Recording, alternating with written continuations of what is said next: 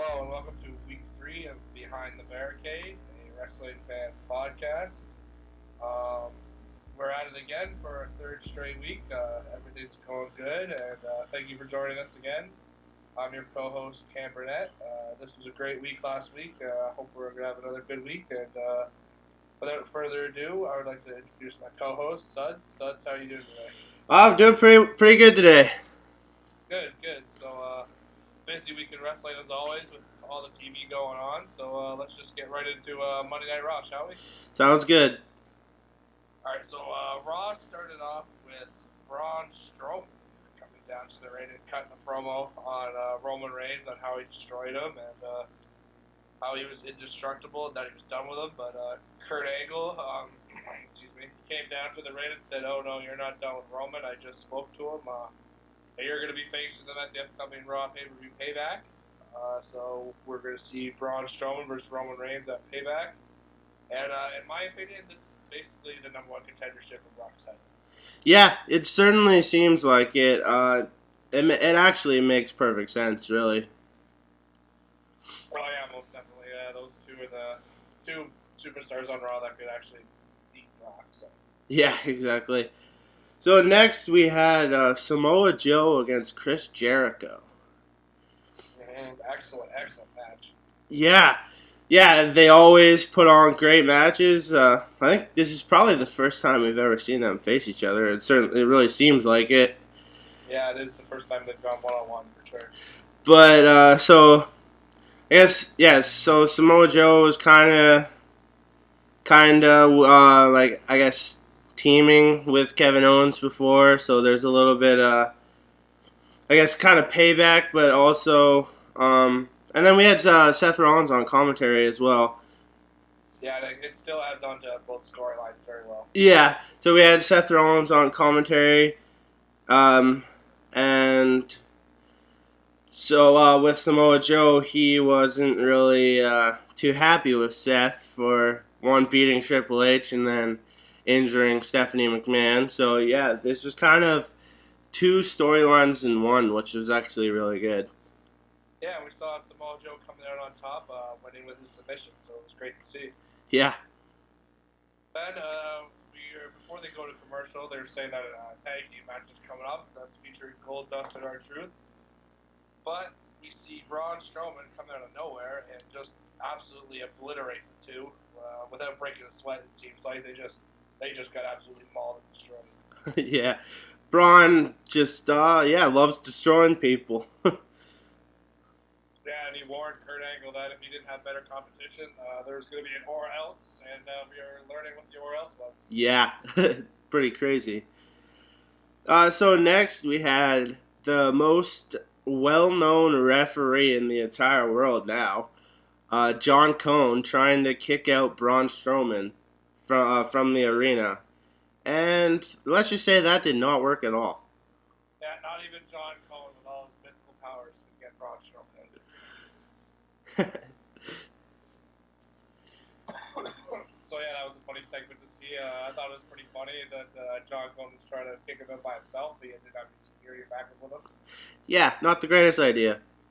No, definitely not. Then we saw Enzo and Cass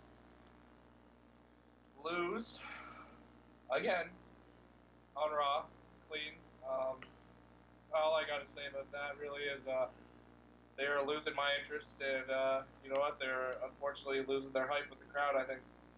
Yeah, I totally agree with that one. So I've always been a fan of Enzo and Cass, but lately, I do not care at all. Oh yeah, I like them as well. Just I don't know, I just don't care, and I'm not seeming to like them anymore. Yeah, we don't have a reason to want to cheer for them. Yeah, exactly. All they're doing is cutting their promos and not backing it up. Cutting the promo. Enzo gets his ass kicked. Cass comes in, tries to help. Enzo goes back in. Enzo takes the pin. Yep, that's basically how their matches are going. So, yeah, not working too well. No, there's going to be a change there soon, I think. Yeah, I hope so. So next we had Miz TV with the special guest Dean Ambrose. He came in. He was funny, hilarious. He made a little shot at Canadians there, though, because he said something that Maurice didn't understand. He said, "You're Canadian, you don't get it." And also, after he was getting ready to fight the Miz, and he was taking all his stuff off, I noticed he had a lot of cash in his pocket, like a lot of $1 bills there. So I don't know. He going to the strip club after? Yeah, that's a little interesting. Yeah, I don't know if you noticed that when he was taking his stuff off, and he took the cash out of his pocket. He had a big wad of cash. Oh, I didn't notice that. No, I don't think they were in any place special. No, yeah, he just seemed to have a lot of single dollar bills in his pocket. That's interesting. And the thing you said about Dean firing shots at Canadians, his brand new wife just so happens to be Canadian. Well, let's just say he took fire shots at least French Canadians. French Canadians, that makes more sense.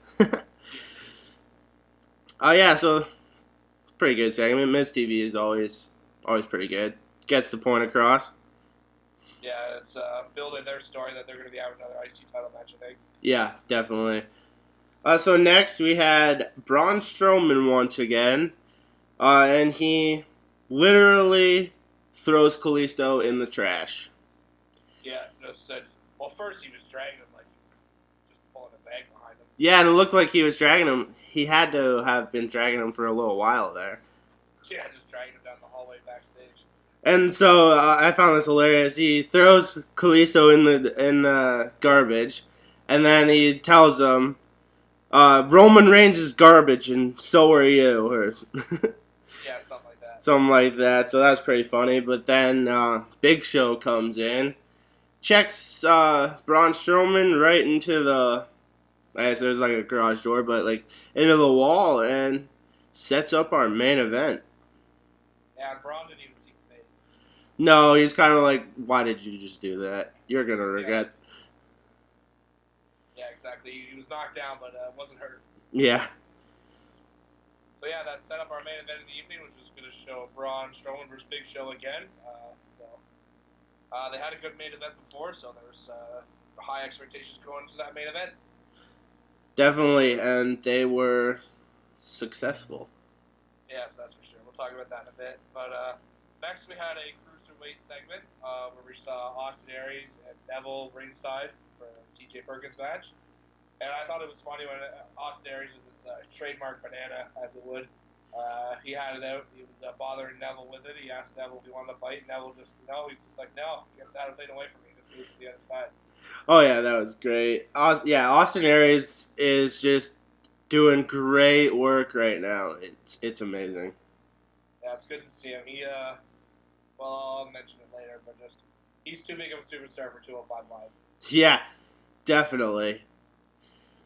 So next we had, with TJ Perkins. It was during the same cruiserweight match. It was TJ Perkins against Jack Gallagher. And TJP was doing some more heel tactics. Stole William III from Jack Gallagher, was actually pretty funny. You don't touch another man's umbrella. You don't touch another man's umbrella. That is true. Yeah, so that was pretty funny. Yeah, it was pretty funny.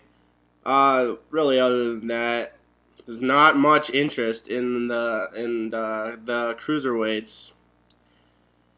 So. Yeah. Just took a segment up on Raw. Yeah, exactly. So I'm just gonna move on.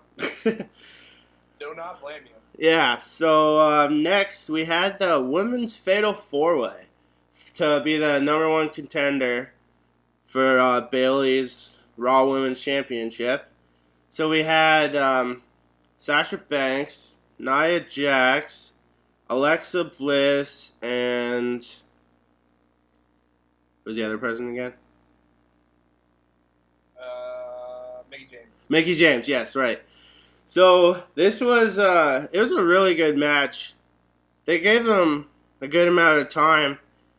Yeah, a couple segments. Yeah, so it was good. They were all featured. This was in Columbus. Yeah. The hometown of Alexa Bliss. She got a huge pop. I liked it. She's the best woman heel going right now. Just totally no-sold the crowd. Said, I don't need you guys. Just. Oh yeah. Best woman heel for sure. Top heel in general. She's definitely close to that. Yeah, she's doing amazing right now. I'm sure most people can finally see how right I was in saying she is amazing. Oh yeah, she's definitely up there. Oh yeah, so Alexa Bliss in her hometown, like I said, she wins and she is the number one contender for Bayley's Raw Women's Championship, and they're gonna face off at Payback. Yeah, so And that'll be an excellent match. definitely, yeah. And to win the match, so Nia Jax did her Samoan drop, and then Alexa kind of just kicked Nia out of the way and stole the pin. So that was an amazing way to win. Oh yeah, most definitely. There was one point in the match when Alexa and Sasha went face to face. Yeah. And that was really cool. Just like the crowd was going nuts, and they're the two top women right now on Raw. That's for sure. Definitely. Yeah, so it'll be interesting to see where those two go in the future. Oh yeah, I'm sure we'll see them face off a few times. Oh, just a few. Okay, so next we had a backstage promo with the GOAT, the greatest of all time, Chris Jericho. It was just great. He just his promos right now are the best in the business.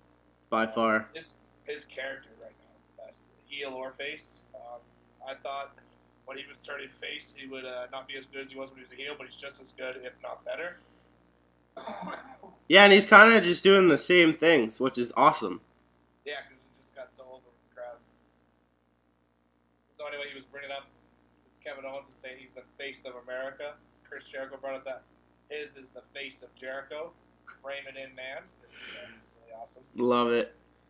And I just love that he's still confusing the backstage announcers. He took all summer to realize what Tom Phillips' first name was. And then they put Mike Rome on him, and then he forgot just calling him Tom. And Mike Tom is hilarious. They do look pretty similar, so I'll give him that one. But oh, yeah, I'll give him that one as well. Yeah, no, that was hilarious. So yeah, great segment. Jericho is always amazing. But next we had Bray Wyatt just show up on the Titantron. Just saying a bunch of yeah. It's the same old Bray Wyatt. I have no idea what he means. Yeah, no idea what he's talking about. I'm looking forward to his and Randy Orton's feud to be over. Cause, oh, yeah, it's been a year, really. Yeah, it's been going on forever. They started off well. They're really going downhill. Really, it's playing. Yeah. So yeah, we the one thing about Bray Wyatt promos is that you don't really know what he's saying. Like, you hear what he's saying, but it's a bunch of mumbo jumbo garbage. Yeah. Yeah, no clue what he's talking about. He was talking about the House of Horrors match, which I'm pretty sure is like a fight to the death or something. Or they're just gonna be in some lame old haunted house with ghosts and Frankensteins and werewolves. Yeah. I know it's like, I think it seems like it's possibly an Inferno match or something, because Randy burned his place down, so he's going to burn a place down with Randy in it or something. Yeah, something like that. So weird. So next, we had the match of the night, in my opinion, something I was really, really looking forward to. We had Jeff Hardy going one-on-one with Cesaro. This was Jeff Hardy's first single match in WWE in over 8 years. He did not miss a beat since he left. He looked better than ever, and Cesaro is great in-ring talent. And the two put on a hell of a match. It would have been great to see this on pay-per-view, actually, really, for a title. Yeah. That's how good it was. So Jeff Hardy's still one of the best singles in-ring performers. Oh, yeah. It seems like he hasn't even aged. It's crazy. No, yeah, exactly. He looks the exact same as he did when he left 8 years ago. Yeah. Matt does, too, really, other than his hair. Yeah, that's true. He just got the white streak in his hair because he's a little broken. Just a little. Yeah, so we saw Jeff Hardy pick up the win, and then Sheamus and Matt Hardy came in the ring, and they all showed respect for each other, and they're going to have a hell of a tag team match in the week. Oh, yeah. Yeah, that was a pretty cool moment. Yeah, it was a really, really good match. Yes. So then we had the main event of the evening. We had Big Show and Braun Strowman going one-on-one. And these two just absolutely beat the living hell out of each other. They were just doing, like, Braun Strowman was doing drop kicks and dip-ups and hip tosses to the Big Show. And then they kept teasing a top rope superplex. That was getting a little annoying. I didn't actually think they were going to do it, but yeah. They did it all right. And the referee that I mentioned earlier, John Cone, he was just standing there on the ropes, just waiting, watching, and the ring broke. He went flying. It looked like he went under the ring. It was just insane. Yeah, he hit the ground hard. Yeah, very. I'm surprised he is still alive. Yeah, he might have died a little. So yeah, they did another broken ring with the Big Show. Again, it's been done before with Brock Lesnar, but I really enjoyed seeing that. Oh yeah, it's always cool. Yeah, I'm still a big surprise. Oh yeah, definitely. A holy shit moment, if you will. For sure. So yeah, the show ended. Braun, it was a no contest, but Braun really won the fight because he was the last man standing, and he looked pretty dominant. It looked like the ring smashing did not faze him at all. Yeah. Yeah, Braun Strowman comes out on top, which is perfect. Yeah, so that's basically it for Raw. It was a pretty good Raw. So it had some storylines, but didn't do anything too huge. So yeah, it was a pretty good Raw. Yeah. So next, I just wanted to bring up the ride-along that was on after Raw. I don't know if you guys watched it. I won't spoil much of it, but Jack Gallagher is as annoying as Sami Zayn is, and that they should do a ride-along together, riding together. Jack Gallagher was really, really annoying in that. But him and Sammy, that would be insane. I'm pretty sure they would both just, like, drive off the road or something. Yeah, they drive each other, kill each other. Yeah. Yeah, so that's right along. Then we had SmackDown Live. Starts off with Charlotte. She wants a title shot. She's been there for 7 days, and she feels like that is way too long for her without getting a title shot. Kind of for Charlotte. Yeah, kind of agree. She's kind of amazing. Yeah, so she wants a title shot. Naomi comes out. They go at it for a bit. Then Shane McMahon comes out. Says later on tonight, if you beat Naomi, you will win. You will become the #1 contender for the title match next week. And then they fought some more. Yeah. Yeah, which was kind of cool. It just showed like that the women can get down and dirty as well as the men. Yeah, for sure.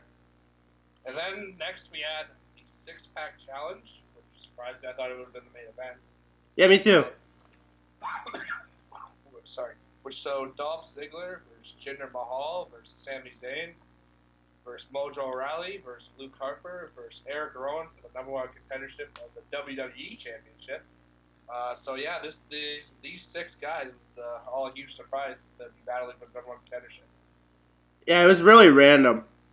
Yeah, they just picked like 6 guys that aren't doing much, and that everybody thought would be a surprise if they won. Yeah, for sure. And boy, was it ever. Oh yeah, if you guys listened to last week's episode, somebody might have predicted big things for Jinder Mahal. Yeah, he is now the #1 contender, thanks to the Bollywood Boys, for the Randy Orton's WWE World Heavyweight Championship. Insane. Yeah, it's just, there's no words. It's shocking. I liked it. It's going to be awesome, and good for Jinder. Yeah, and Jinder cut a great promo after. Oh, yeah, most definitely. And he has probably, it seems like, the most heat on the roster. Like, actual heel heat. Oh, yeah, he does for sure. It's insane. And yeah, with the Bollywood Boys, who are now going by just the Singh brothers, I believe. So just like their actual names. So yeah, we have a new faction. It's pretty cool. That should be interesting to see where they go with that. Definitely. So next we had Randy Orton come out, well, with Jinder still in the ring. So he just says, you're gonna get an RKO. Yeah, basically it's like you're gonna lose quick. Yeah, exactly. So said you're gonna get an RKO out of nowhere. Really, you don't matter. So then we had Bray Wyatt again on the Titantron. Just more babble.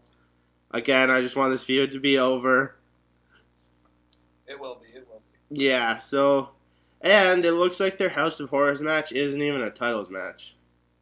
No, it seems like they changed it. Yeah. So that's kind of weird, but whatever. Yeah, it'll end the feud. Exactly. So then, as announced earlier in the night, we saw Charlotte going one-on-one with Naomi. And if Charlotte won, she would be the number one contender for next week. And, Charlotte did just that and beat Naomi. Yeah, simple as that. Yeah, so their title match next week, it'll be good. Definitely. So next we had American Alpha take on the Colognes, which just last week, and I'm pretty sure earlier in the night, were the Shining Stars. Yeah. But last week, the Colognes, Primo and Epico, they attacked American Alpha. So this week they get a match, and the Colognes beat American Alpha. Yeah, big surprise. Yeah, so that looks like they're going to be in a feud for a little while, which is good. Hopefully, American Alpha can come out on top and kind of give themselves some more character. And just give them more character. Maybe even build the Colognes a bit. We could always use more tag teams. Oh yeah, exactly. Yeah, especially a good heel tag team as well. For sure. So next we had Kevin Owens with his Face of America Open Challenge. This was my favorite segment of the night. So, the Open Challenge, the guy that accepted it, I guess, was Gary Gandy. Just like, it was hilarious. Yeah, he was right there from his hometown of Kentucky, where SmackDown was taped. Yeah, it was great. Kevin Owens is just amazing, and his Titantron video is just his face that says the face of America. On the ramp, it's his face. It is just amazing. Freshly shaven face of America. Yeah. So yeah, then after he quickly beat, that is Gary Gandy. He was going to give some Canadian insight to the commentary table for the main event, which I thought was hilarious. Oh yeah. He just was. He was too bad that had to be AJ Styles in the ring because Kevin Owens really stole the show during the main event. Yeah. Just with everything he had to say, it was just absolutely hilarious. Oh yeah. Yeah, Kevin Owens on commentary is always amazing. Yeah, Kevin Owens does a great job. Definitely. So yeah, that was it for SmackDown. Really, it just the main event just had AJ Styles beating Baron Corbin, and nothing really happened after that. They just ended the show. But so SmackDown was really, really good this week as always. So, oh yeah. Yeah. So then after SmackDown Live, as always, was Talking Smack, where Shane McMahon was taking place of Daniel Bryan due to the fact that his wife is going to be giving birth any day now. So what do you think of Shane being on Talking Smack this week? Yeah, pretty good. Pretty good replacement for Daniel Bryan. I have no problems with it, really. Yeah, for sure. And then we saw the guests of Jinder Mahal, I believe, was the first guest. Yeah. Yeah. He came on and just he did another good job on Talking Smack and just thank you for the opportunity. And it was good. Yeah, Jinder's doing amazing lately. You made a great call that he's going to, I guess, move up the card, and he sure is. Yeah, for sure. Then we saw the Colognes give their first interview as members of the SmackDown Live roster. I thought they did a good job. They were just talking about like how they want to respect their heritage and Carlito. Carlito reference was made. I'm sure that made you happy. Oh, you know it. Carlito should come back and join the Colognes. That wouldn't be a bad idea. It seems like they're bringing factions back on SmackDown, so that would be another good faction. Yeah, definitely. So then we had Charlotte was the last guest. So she was just coming on and lead Charlotte, saying how she's the best. She's second nature to her father, and just how she's going to beat Naomi next week. And that was basically it. Yeah, and she usually speaks the truth. She is not wrong. She is the best on the roster. She was the best addition for SmackDown Live, like they were saying on commentary earlier. Oh, yes. So then, like we do every Tuesday, we had a good old 205 Live. I don't know, let's just get this over with. So, the first match had Tozawa again, and I gotta say, he sounds like he was in the House of Horrors match with his freaking screaming. Yeah. Honestly, sounds like he's freaking scared, but it's It is amazing, though. Yeah, it is pretty cool, but it sounds like he was in the House of Horrors match. And then he taught another lesson to Brian Kendrick. Yeah, they're just prolonging this feud, and basically all I got. Yeah, and then we had Noam Dar, Rich Swann, and Alicia Fox just with their love triangle again. Yeah, it seems to be coming to a head, though. Good. Yeah, so finally Alicia Fox dumped Noam Dar, and she wanted to go with Rich Swann, and he said, no, the only reason I was doing all this stuff to break you guys up is because you left my best friend, Cedric Alexander. So yeah, basically he was just being a little shit, because Alicia broke Cedric's heart, and he was out hurt, so yeah, that's basically why this whole love triangle is going on. Yeah, I can't wait till it's over. Yeah, I'd say it's over. Good.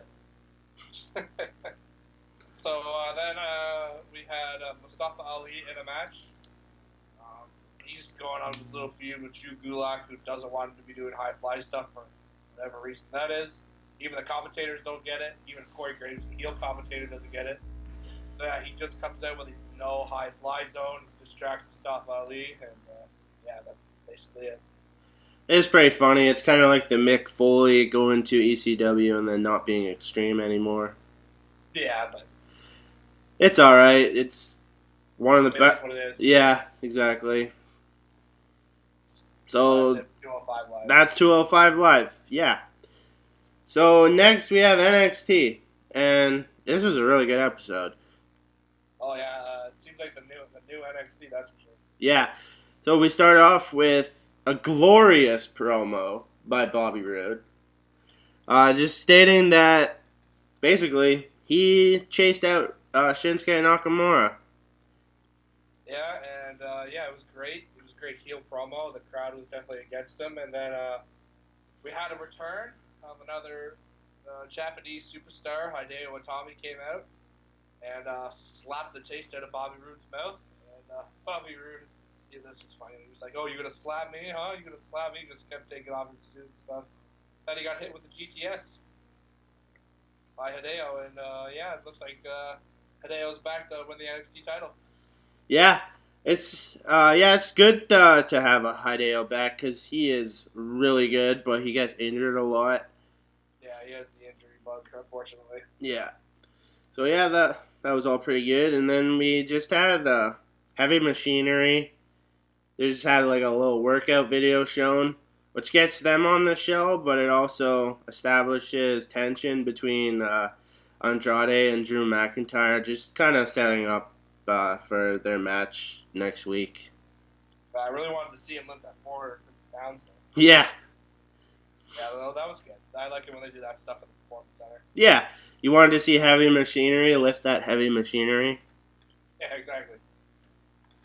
So then we had, after that, Andrade came out and had an easy victory over a local guy, and he showed he doesn't really care about his matches and stuff. He just came out, got the win, and just looked like he doesn't care about wrestling and just cares about partying and stuff. Certainly seems like it, yep. Yeah, which I think is kind of cool with his character. He had to do something, so I'm okay with it. Oh yeah, me too. He really looks like a guy that parties more than he wrestles. So. Oh yeah, that's for sure. So yeah, that was good. So next we just had a video package again, really, that just puts over Asuka's great title run, but then the entire NXT Women's Division claim that they will be the one to finally beat Asuka. Yeah, and they were mentioning how she's getting cocky and stuff like that. One of them has to do it. Probably won't be for a little while. No, I don't see it happening for a while. And then, so that just led into Aaliyah and Liv Morgan defeating Peyton Royce and Billie Kay. And Peyton Royce and Billie Kay having a little temper tantrum after the match. Yeah, they're kind of annoying. Yeah, but it's awesome. Oh yeah, it's good. Oh yeah, it's really good, but they are annoying, yes. They're doing their job. Yeah, exactly. So then we had the main event of the evening, the steel cage match, which saw Eric Young going one-on-one with Ty Dillinger. Surprised that it was one-on-one because we thought the rest of Sanity would come out with Eric Young. They did, but he sent them back to the locker room. So we've got to see a one-on-one match for a while anyway. Then when it looked like Ty was going to win, Sanity came out and tried to stop him, but then Ty's friends came out.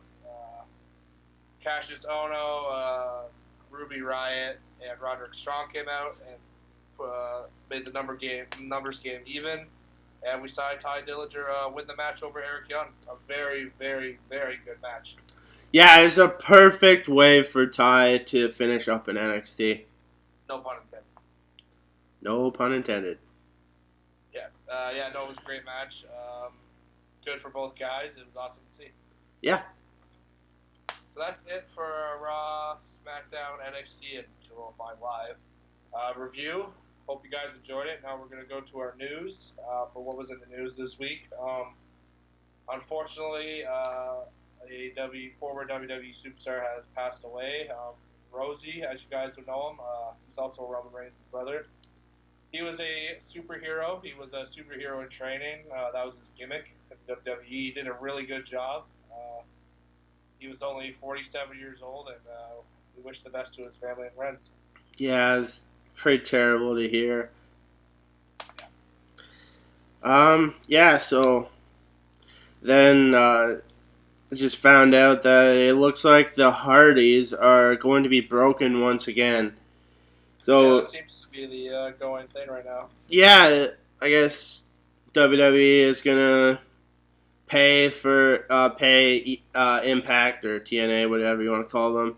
Looks like they're gonna pay for the rights to the broken characters, which is good. Yeah, and then there's also news about former TNA stars. Mike Bennett and his real-life wife, Maria, will be coming to WWE or maybe NXT, which will be awesome to see. Mike Bennett's a really good wrestler, and Maria's a very good manager for him. Yeah, and she's been there before, so it's good. It'll make them both more comfortable. I think it's good. Probably, I can see them going to SmackDown right away. I've heard that. Yeah, that's the rumor that's going right now. So then, hopefully to see new talent coming to SmackDown. Yeah. So then we found out that Dash Wilder, one half of the Revival, is out 8 weeks because he was hurt at a live event. So he broke his jaw, so he has to get that wired shut. So that's it was an NXT live event too. Yeah, which kind of makes it even worse. Yeah. But yeah, so he's going to be out 8 weeks, which sucks because they just finally got called up. Yeah, but they'll come back better than ever. Oh yeah, that's true. They'll have time off to work out, get bigger, understand the game more, and it'll be good. Yeah. Good point. Yeah, so that's it for news. So then we have, now we're going to have our segment that we like to call 5 Count. So I'm going to start this off. So we have former Raw Women's Champion Charlotte moving to SmackDown, and former SmackDown Women's Champion Alexa Bliss moving to Raw. So I was just thinking, Who's going to be the first dual-brand women's champion? Charlotte or Alexa? Oh, it's got to be Charlotte Flair. See, that's the obvious thing. Or that's the logical thing. So it won't happen. But does that always happen? Exactly. Me personally, I think Alexa. Yeah, but that's a little biased, don't you think? No, it is actually not biased. Just because it seems like... So she was moved right to the top of the Raw Women's division. It seems like, to me, that they really want her to be champion once again. But I could be wrong. Probably am. Considering Charlotte has a title match next week, that's why. Yeah, I know. Yeah, okay. Alright, so we'll leave that. And then next, mine is somebody's got to call the cops and get the drifter arrested because he's trespassing on private property where he's not invited. You know, he's just sitting backstage with his guitar and just playing it, and somebody's got to arrest that guy. He's not on the Raw roster. He wasn't. He's not officially there. They haven't said anything about it, so I'll put that man in handcuffs, take him away. That is biased. That is very biased because the drifter is amazing, and he's literally drifting, which is perfect. Yeah, put him in handcuffs, take him away. Nobody needs to see him. I need to see him. Go visit him in his jail cell then. Alright, I will. Yeah, so I was just thinking, so Braun Strowman is being built up once again. But is it just to be fed Roman Reigns and Brock Lesnar? Yes.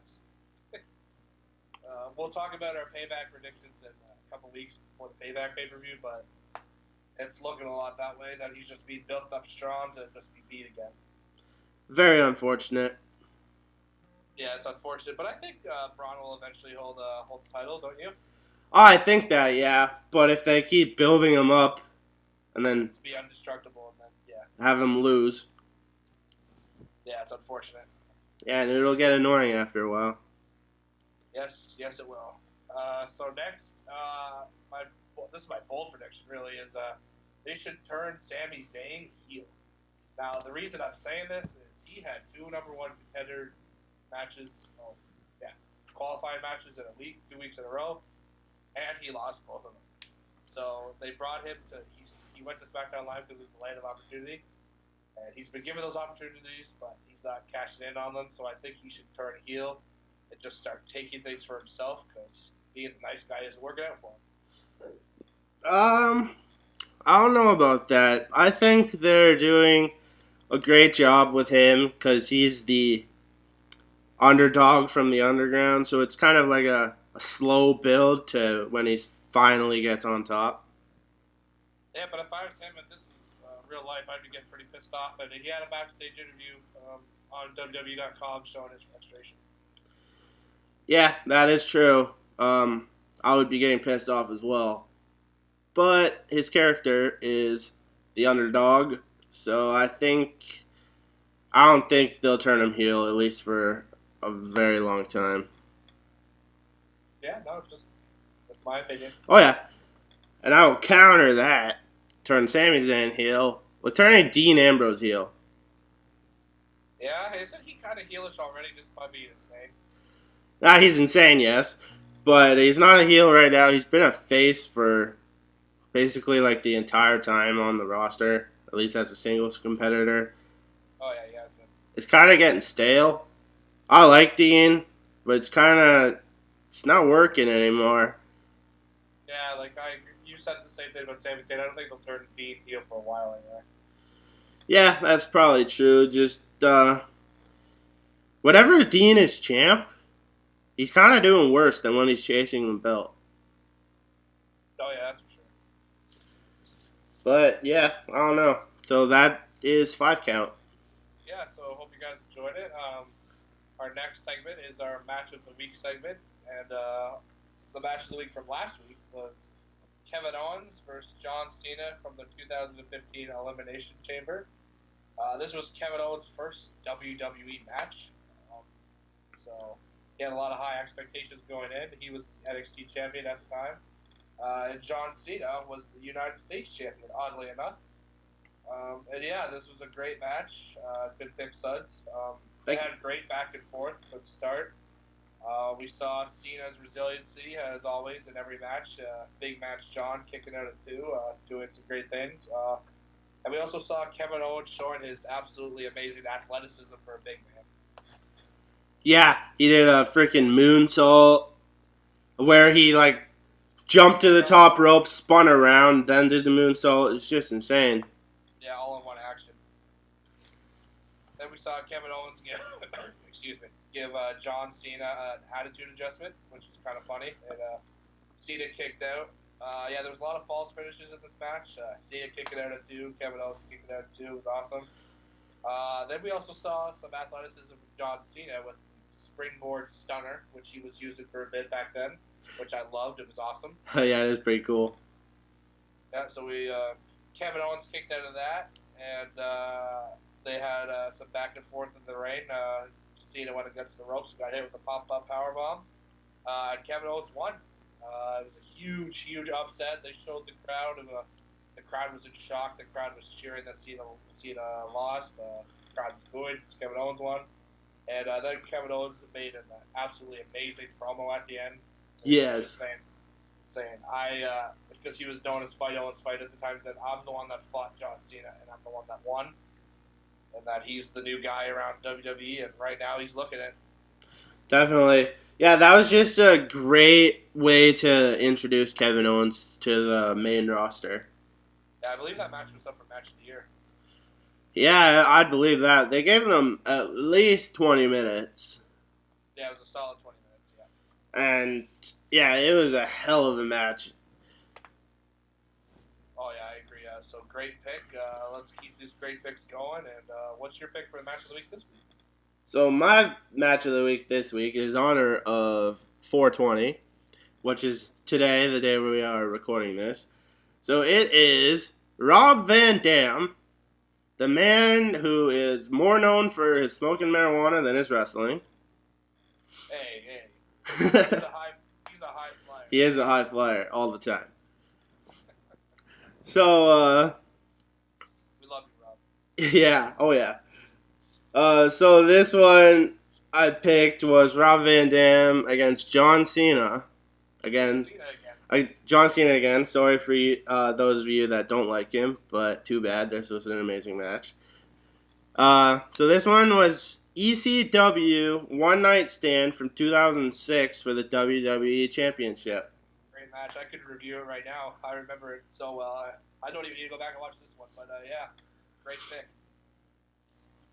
Perfect. So that is our match of the week, and if you would like, you can follow along on Twitter for that at BTB Match of the Week.